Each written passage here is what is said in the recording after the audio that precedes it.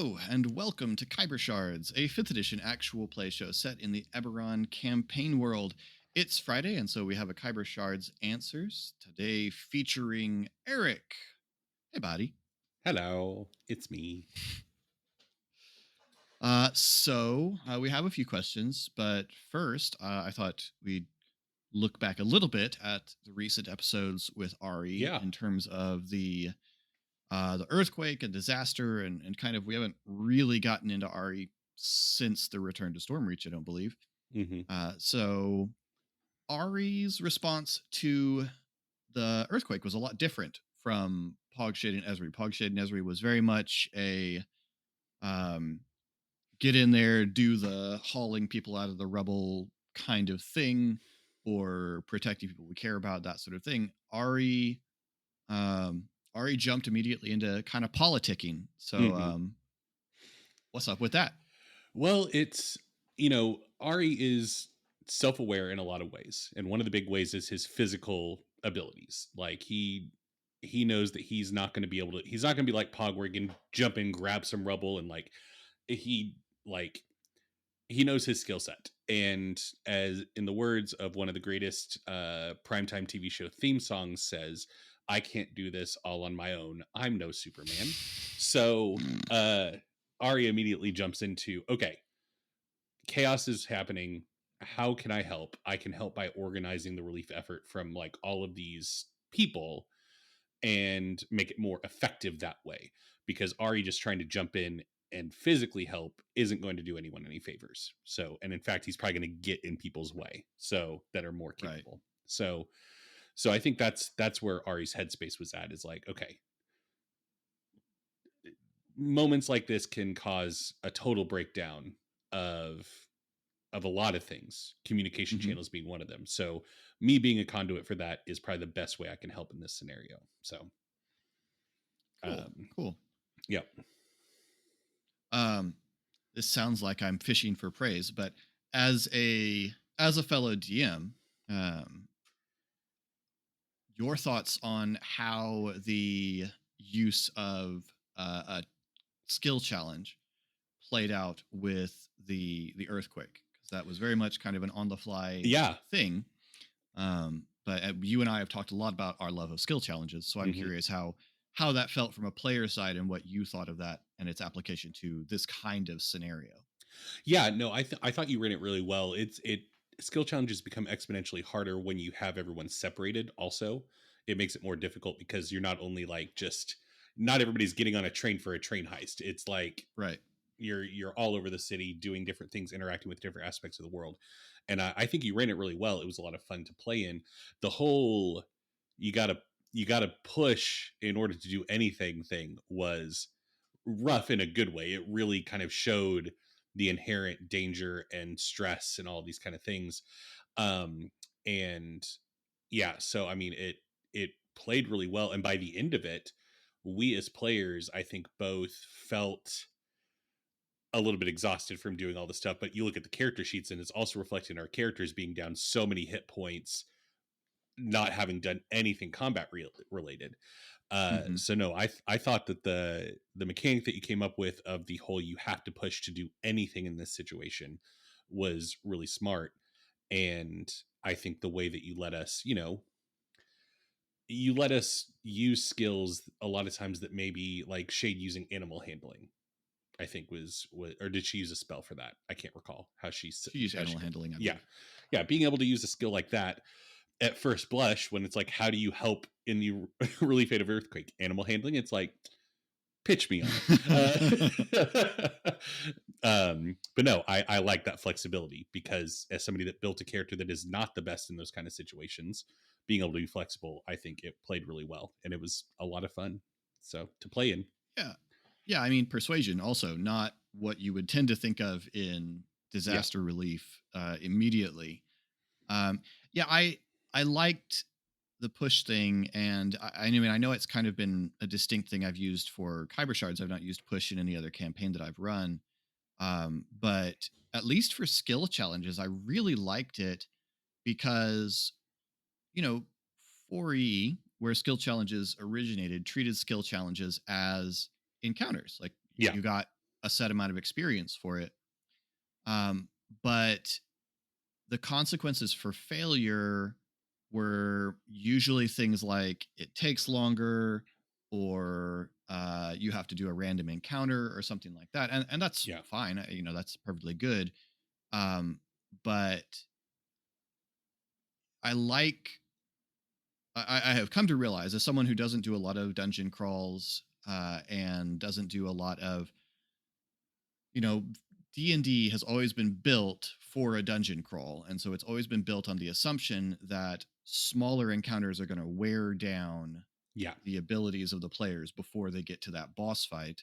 Hmm. Otherwise, you need some kind of giant epic boss fight that's Yeah. way above CR.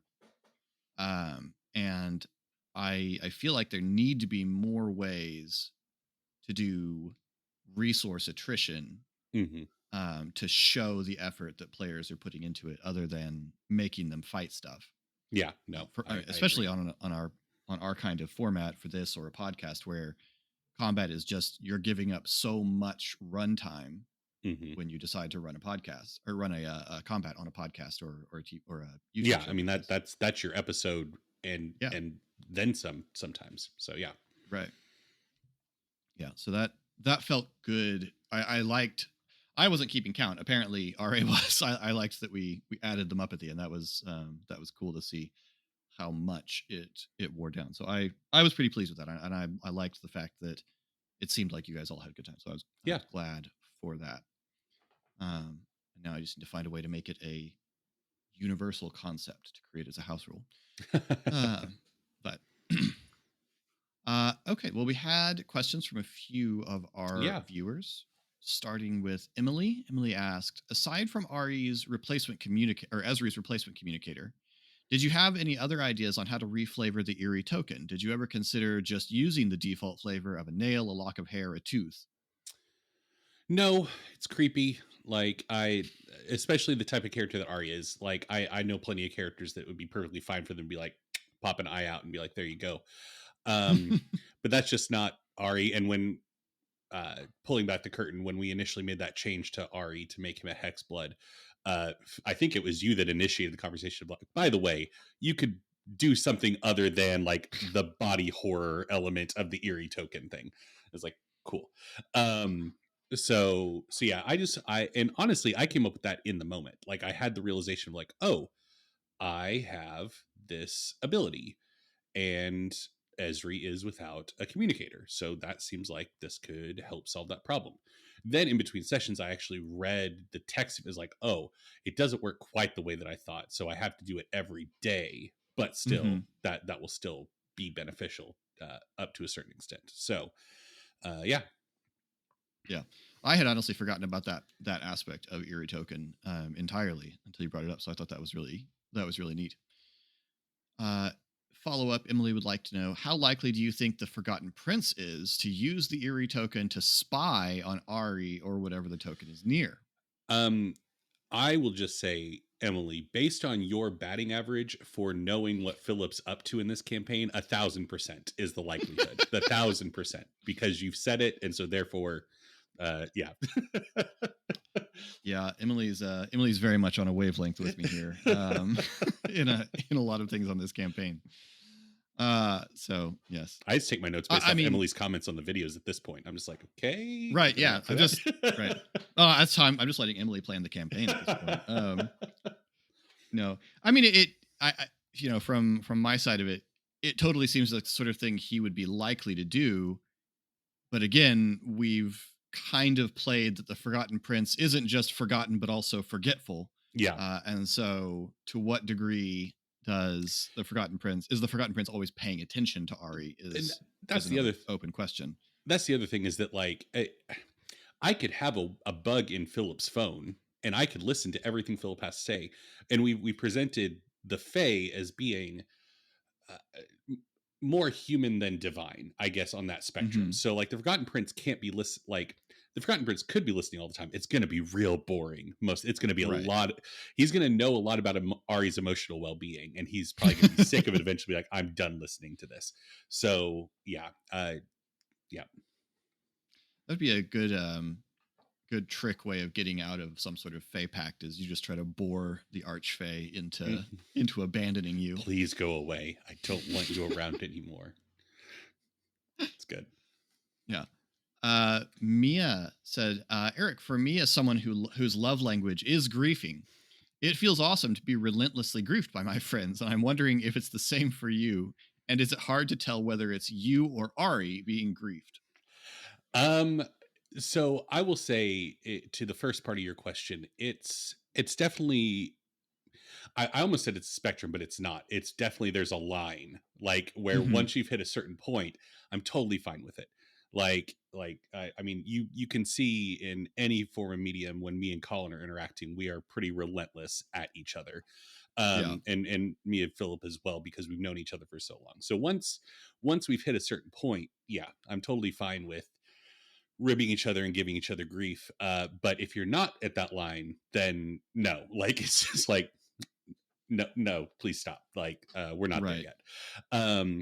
In terms of whether it's me or Ari being griefed, it's easy for me to tell, except for Philip, because like, if they're griefing in character, then it's very easy for me to be like, yeah, they're griefing Ari, like, whatever. But Philip A has been playing games with me, like, our gaming careers overlap 100%. Like, we've been playing games with each other for as long as we've been playing games. And so we have a very intimate knowledge of the things mechanically that will grief each other. And so there will be times where Philip will be doing something as part of the campaign, and I'll just be like, is he doing this on purpose? Because he knows I hate this. And so, yeah. But it'll be like, is he trying to make life difficult for Ari, or is he trying to make life difficult for Eric? So, but yeah. Yeah. And I know the answer. There's definitely been, you mean man.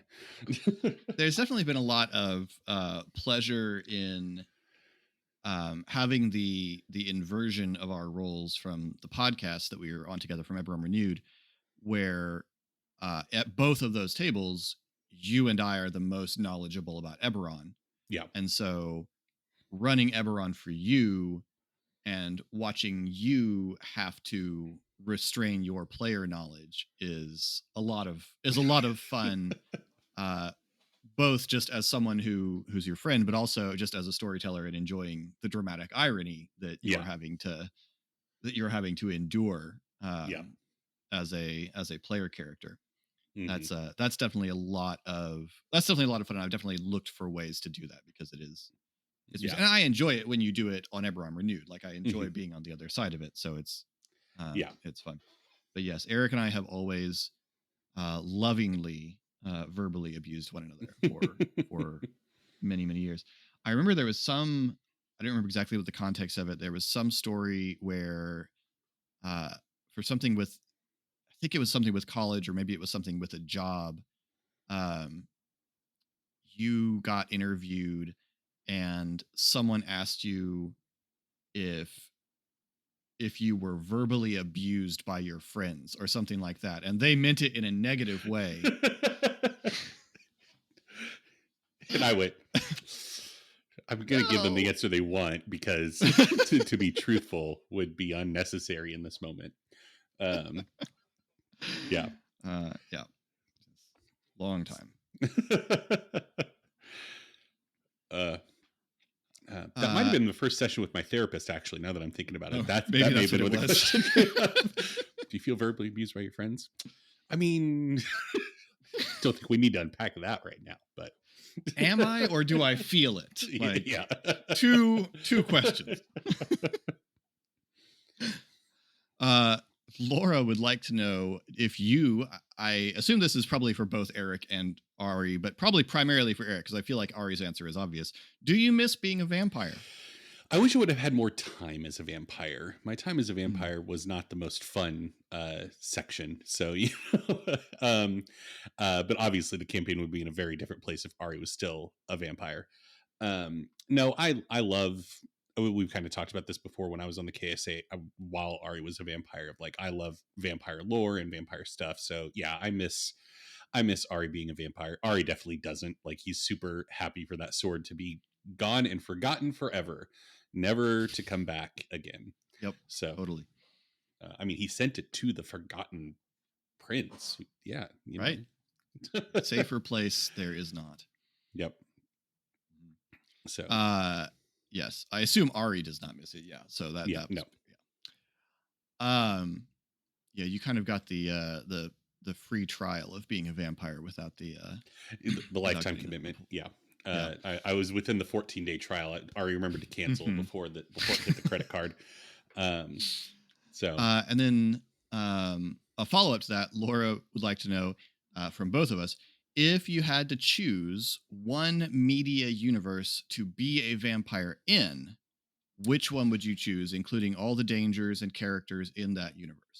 I think there is a objectively correct answer to this. Like it's the Twilight Saga, right? Because you don't have the weaknesses. Like, yeah, I even went on the Twilight Saga in preparation for this question, and not all vampires get the good side. Sometimes you're just a person that needs to drink blood, but you don't have any of the bad sides. In fact, you are harder to kill than, like, you have to be torn apart and then the parts set on fire. Like, so, like, yeah, I mean, yeah, I mean that does seem like it's hard to argue that there's a better universe in which to be a vampire. At least from the perspective of being a vampire and enjoying it long term. Because the thing is hard to do. This is like when people ask, like, what fictional universe do you want to live in, or would you rather live in Marvel or DC? And it's the assumption that you're going to be somebody of note in that universe. When, I mean, like, a Marvel vampire, most of them are like husks that just, like, they're zombie vampires. It's like, I don't want to be that. And that's probably what I would be in that universe. Right. So. Yeah, I'm not Dracula. And it's certainly not the Bram Stoker verse. Vampires are no thank you. It's real bad. Yeah. No, my knee-jerk reaction is I really enjoyed True Blood, and I like the aspect that vampires are out in that universe. So, like, you could be a person and also a vampire, but a lot of vampires die a whole heck of a lot because they got all the weaknesses. So, it seems really dangerous being a vampire in that universe. Yeah, I mean, I agree. I think the Twilight universe is just the right answer. If I was going to pick one based on anything else, you know, I don't think the movies are quality, but I really enjoy the kind of fun, pulpy aesthetic of the Underworld franchise. That seems like a world where, assuming you're not dead, it would be cool. The vampires are cool in that. So that would probably be where I would tend to land, just if I had to choose based on anything other than my preservation. Yeah. Well, and I guess with a show like True Blood or Vampire Diaries, if you do die, there's like a 50-50 shot that you aren't actually dead and you're going to come back in like a year. That's very true. Like the soap opera-ness of it. Like, so, yeah. But Twilight. It also seems like all the vampires in the True Blood universe tend to be really financially successful. That's true. On some level or another. Like, either you've got some ancient inherited wealth or you've come into it through something. So it's just like with so many of these, and I appreciate the lore of them, but there's always so much like politicking and drama. Like, nobody enjoys being a vampire because there's so much bureaucracy with it.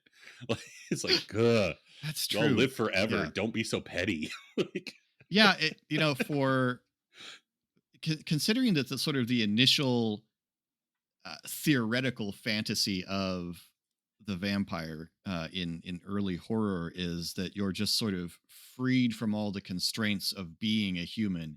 It does seem like fictional vampires always put as many of those constraints back on themselves as possible. I wonder if it's just the need to differentiate themselves from werewolves. Werewolves are always much more anarchic and primal and naturalistic. I want to see let's see the fiction where it's reversed, where you have bureaucratic werewolves and just wild and out vampires. Hippie vampires. I guess the vampires from the Lost Boys are as close as you get to that, of just like burnout teenagers, like on the beach, just eating some takeout, you know. Those vampires are cool. Yeah. Yeah, that's true. That's very cool. I guess pretty close to the level of freedom that you get in the Twilight universe would be the Blade movies where vampires just wear sunglasses Yeah. or motorcycle helmets, Yeah, and motorcycle. Yep, I remember that one. and Yep. you're So, all good and safe. yep. So yeah, that's um But then you that's a got pretty Blade strong out one. there, like Yeah, you're that's the always problem. Is there's a superhero with enormous plot armor coming after you. So you got to be like a vampire and hide and like just never cause any trouble. Yep. Uh, just stay. Well, really, if you just stay away from the vampire politics, Blade will never bother with you See, and because you're that's not my worth his time. and that's the thing. Like, if I were in the Twilight universe, and I'm so not familiar with this, so if this isn't actually feasible, don't at me. Um, but like, you just like you're a vampire and just move every few years. Like, don't get involved in the politics. Stay Yeah, stay away from. I don't remember the name of the organization that Michael Sheen's in charge of, but uh, um, but yeah, just don't get involved with that. Just be chill and you'll be fine. Humans can't kill you.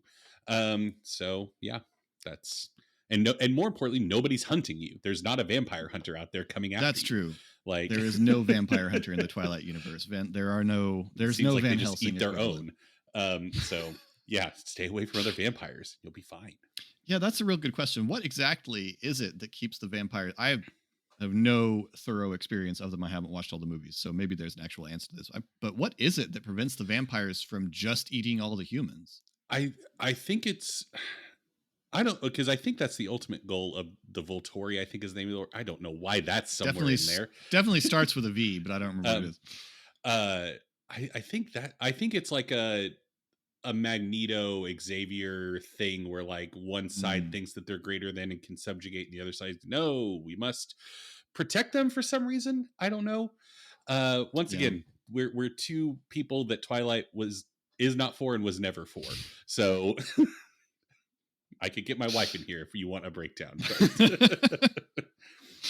But Fair enough. Well, let us know. Let us know in comments how we've misconstrued Twilight, and maybe we'll adjust but it is our my pick. perspective here. If I were to live in a Yes, vampire universe, I would look fabulous with my sparkly skin. that's fair. Well, that is the extent of our questions. So thank you all so much for watching and for submitting your questions. We always take the opportunity to get into our characters in a little more detail. You can find links to all of our social media in the links below, as well as our merch store, the Pantheon, Patreon, all the other things. And new episodes of Khyber Shards every Friday or every Monday. New Khyber Shards answers every Friday. And until next time, thanks for rolling with us.